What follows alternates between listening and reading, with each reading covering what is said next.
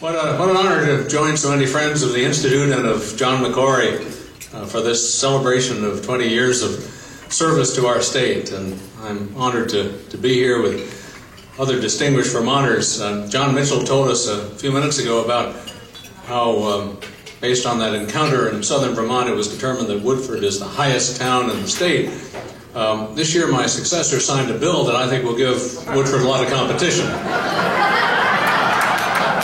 We'll see. We'll see.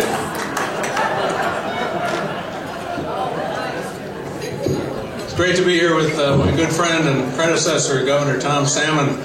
I was a young, wet behind the ears freshman legislator when Tom assumed the governorship in 1973. And a lot of us wondered, because this election was unexpected, I think it's fair to say, in many quarters of the state, how we would conduct ourselves as the loyal opposition. And then we quickly realized that we didn't really have to, because former Representative McCrory was out there doing it for us, and we're very grateful for that, John. Last year I had what I thought was going to be a once-in-a-lifetime opportunity at the Jefferson Day celebration of introducing John McCrory, who was the keynote speaker. If I'd known that it was going to be a twice-in-a-lifetime experience, I'd have kept my notes, but I didn't. But you all know John. You know his pedigree: Solon, presidential counselor, author, commentator, someone who's contributed in so many ways to our state. Now, of course, he's gone to the dark side. He's in the mainstream media. They welcome him. They don't know how to deal with him, but they accept him, and we're glad that they have.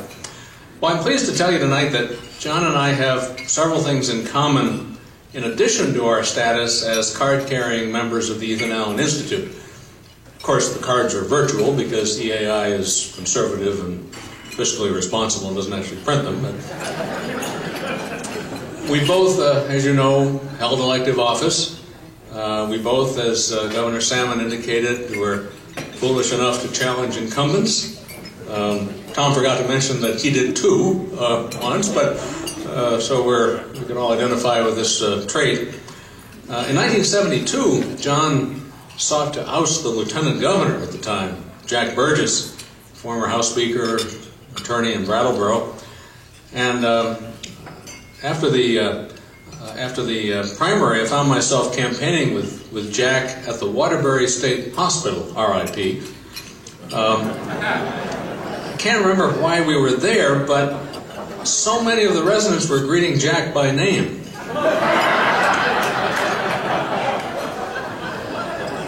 I said, "This is amazing. They all know you." He said, "Yes, they're my clients." Well, I guess he got them all on absentee ballot because he won the election. 20 years later, after a tour of duty in the state Senate, a.k.a. the House of Lords, John tried again, this time, as Tom noted, trying to dislodge our newly minted chief executive, Howard Dean.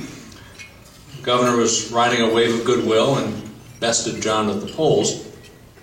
The same year, I undertook to oust our senior United States Senator, Strom Leahy,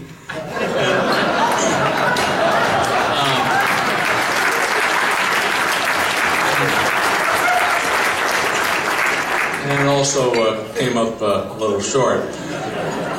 John and I weren't worried, though, because we were supremely confident that our newly re-elected president would install both of us in some plum patronage job as a just reward for our efforts. Well, that didn't work out so well either, as you'll recall. We're on to other things. But John has long organized opportunities for us to consider and understand and study our heritage, including the very first Jefferson Day dinner, which was held in Montpelier in 1969. Upon hearing of that event, a Democratic lawmaker threatened to hold a McKinley Day celebration in retaliation, but it never materialized as far as I know. A few years ago, Premier of Quebec, Jean Charest, was visiting St. Johnsbury, and I had the privilege of introducing the Premier to John. I had the privilege of introducing John to the Premier. John, I think this was a speech I was introducing the Premier at a dinner. But anyway, John, always a diplomat, responded to that introduction by saying to the Premier, "Ce gouverneur-ci, il est un reptile terrible, n'est-ce pas?" And the Premier replied, "Bien sûr," and then, turning to me, added, "I'll tell you what he said later." Well, I was kind of taken aback by that, because on another occasion, during one of my visits to Quebec, the Premier acknowledged that my French is better than that of many Canadian federal politicians, but only later did I understand that wasn't really a compliment.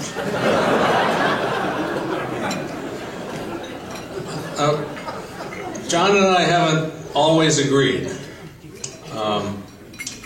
In fact, as a senator, he sponsored legislation offering voters a new option on ballots called none of the above.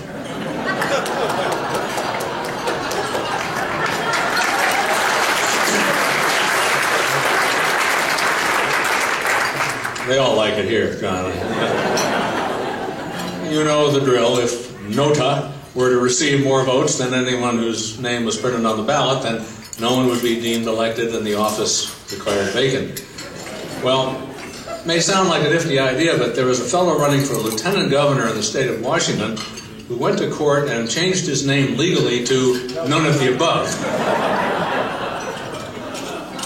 Well, I'm not sure that he prevailed, but John graciously forgave me for opposing the idea out of what he was certain was self-preservation. Perhaps it was. You may not be familiar with John's ongoing military career. He's a colonel in the Vermont State Guard. Have you been promoted? Oh. I should have done that when I was in office. All right.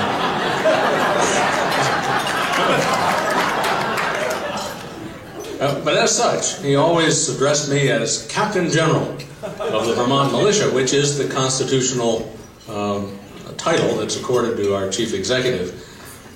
When I surrendered that status a few years ago, John, in solidarity, demoted himself to vice president of the Institute. So we're in this together. He's been a friend for many years, and I think the greatest evidence of that fact is his generosity during a trip to Scotland a while back. I've never been there. I probably should make a trip at some point to trace my roots, but I've always been afraid that I might discover I'm descended from a band of horse thieves or something.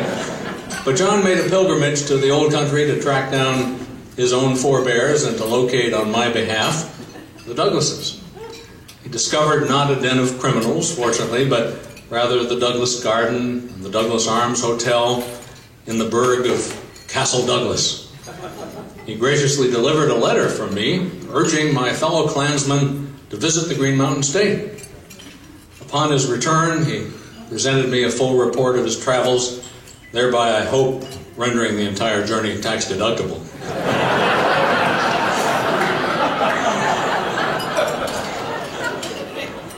The IRS knows these things, so... But the most thoughtful result of John's mission was a most generous gift. A musical Clan Douglas refrigerator magnet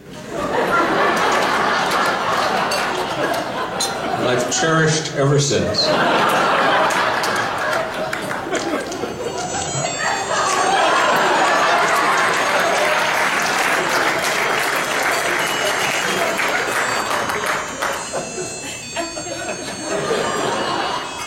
So it works, John. Now, who but a true friend would carry such a treasure across the pond to present to his Captain General?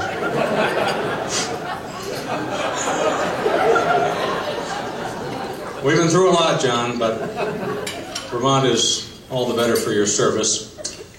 You've benefited from your intellect, your energy, and your enduring devotion to the state that we love.